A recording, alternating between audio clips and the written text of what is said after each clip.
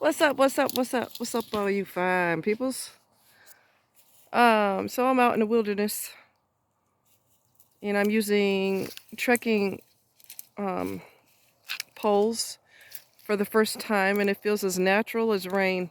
It's just so natural for me to use them, and it's my first time using them. Um, these are aircraft aluminum. However, I found out after I got them that the better ones are the ones that have a cork handle because it absorbs sweat better, and it's breathable. And what else? And the one that's carbon, something carbon, is stronger. So these are good for a beginner, so I get the feel of them. And like I said, it feels as natural as rain. For those of you you like to walk a lot, but you've got issues, you've got health issues, and you're easily injured, like I am, you're going to want to get some trekking poles if you like to hike, because they give you an extra pair of legs so that you're less likely to fall and break something, that kind of thing.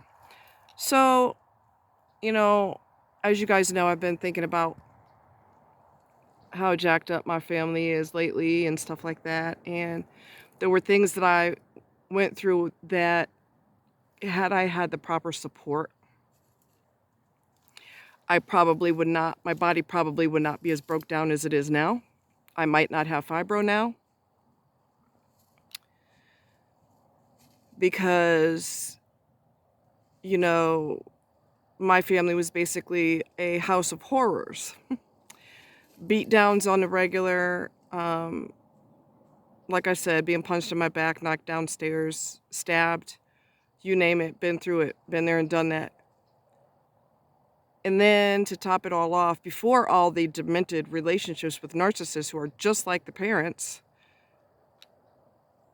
if you're not careful, you'll find partners exactly like your parents, emotionally unavailable and or narcissists, especially if you're an empath, because you have a big heart. I'm watching him, so if I'm looking away, I'm watching what my animal is doing.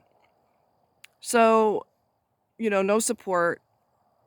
You're not allowed to show emotions except fear, because that gives them a sense of power. And then to top it off, as if being beat up all the time is not, like, that sets your body up for failure anyway, because you're supposed to be in a warm, loving, nurturing environment, which was far from environment I was in.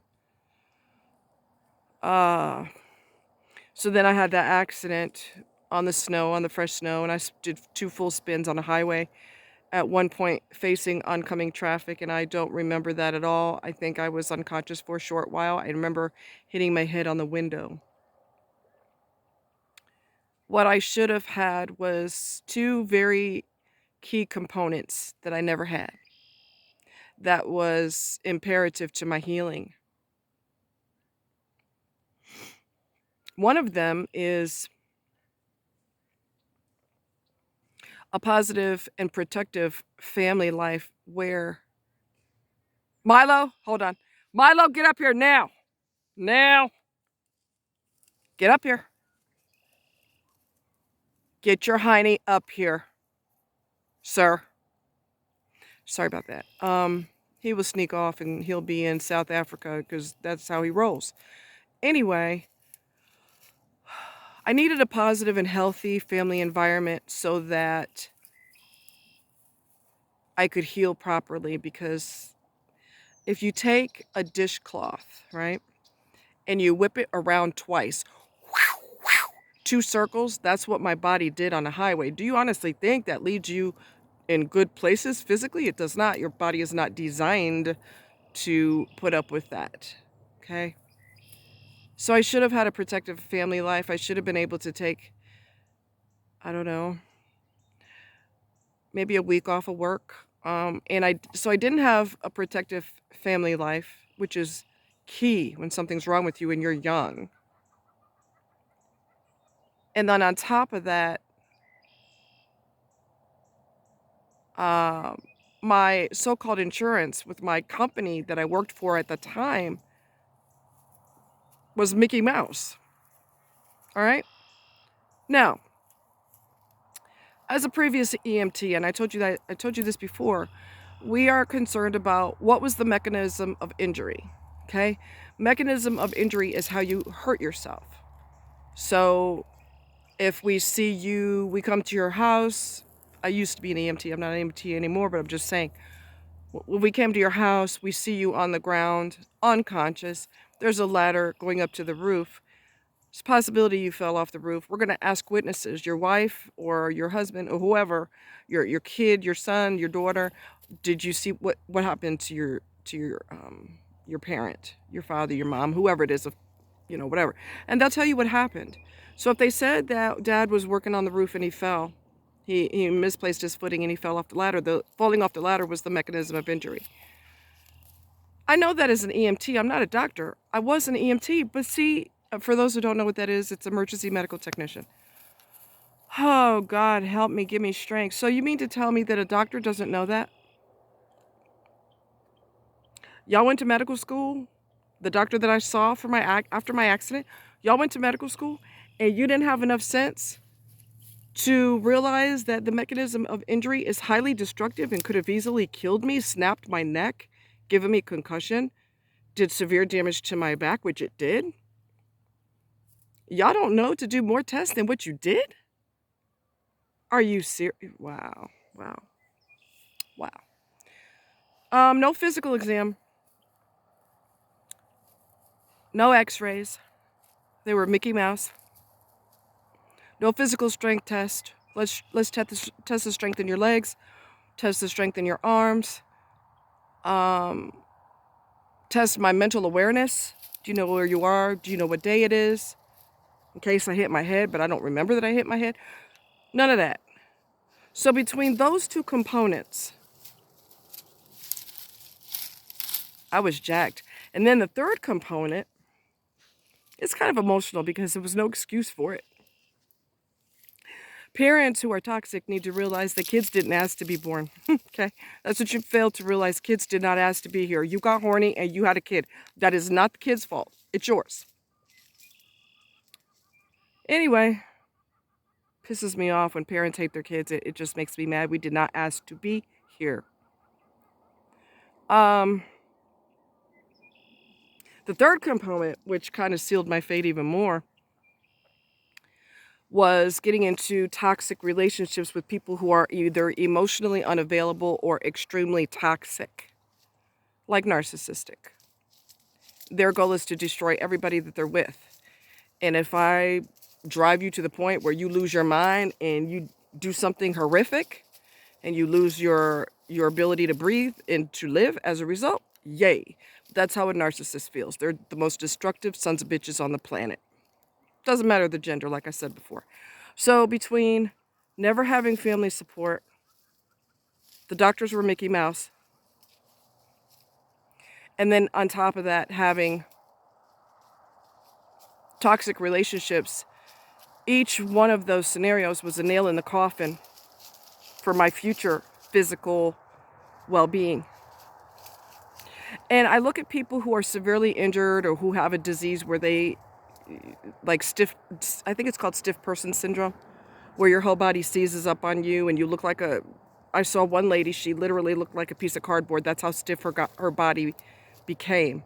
For people who have horrific diseases like that and they have a supportive family, baby, you got a pile of gold on your hands when you have a supportive family, because everybody don't have that. So for people who don't have a decent family and something happens to you horrific when you're young, you're screwed. You're going to probably have to go into a nursing home at the age of 18, 19, 20, whatever it is. And there are some young people in a nursing home. Not everybody in there is an elderly person. Not everybody has people that love them and care about them and want to protect their body.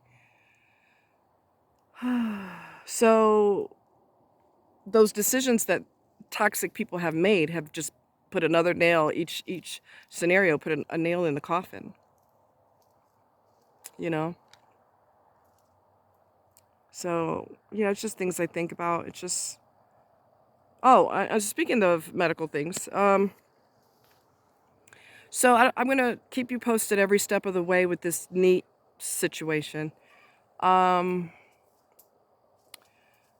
So the original doctor that I went to told me that I had a tear in my meniscus, But when I went to the doctor he's an orthopedic surgeon who actually repairs these and does the surgery and all this. He is a sports medicine doctor. He's the one that told me more about the injury. It wasn't just a tear. It is very thin on the left side. And when he palpated, which is when someone takes their fingers and presses, and how does that feel? How does that feel? That's called palpating. Hi, baby. He palpated on both sides of my knee. Okay, and I'm going to show you where, if I can show you. I don't know how well you'll see. But, like, okay, hold on. Like right here, on this side of my knee was tender, and on this side of my knee was also tender, okay? He starts wiggling it around, and of course that hurt. And that night was agony in that knee because it did not appreciate being moved around, but he has to wiggle it around, see what's going on. Asked me, before he showed me the MRI, where's your pain? So I showed him it's deep inside the knee, which is an unusual place for that pain to be and that damage to be. And so for those who don't remember, the left side is very thin, the meniscus is very thin, and on the right side it's normal. And so, and there's also inflammation in there. There's something called edema in there, which is swelling as a result of fluid buildup. That's why I have pain in the middle of the knee. So I will keep you posted. I will see him again in June. I forget what day. I want to say June 1st. I think it's June 1st. I see him, and we will talk about surgical options. And in the meantime, I'm waiting for insurance approval for physical therapy because I'm gonna. Oh, and I'm gonna get a professional style brace pretty soon. Hopefully, really soon.